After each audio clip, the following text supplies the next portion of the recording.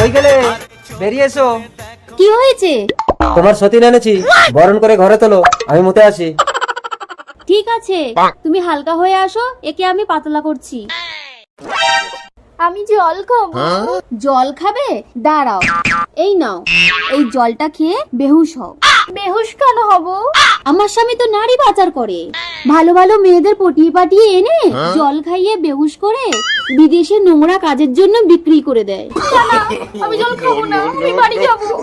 এই, তুমি চলে গেলে আমার স্বামী আমাকে মেরে ফেলবে। কি হলো? নতুন বউ কোথায়? আর বলো না, জলটা দিতে একটু দেরি হয়েছে বলে তোমার নতুন বউ ঝনকে বেরিয়ে গেল। কি বলছো? দেখি জলটা কোন দিকে গেছে? ওই দিকে। যা, এবার জমবে খেলা। নতুন বউ, ও নতুন বউ, আমি নিজের হাতে তোমার জন্য জল এনেছি।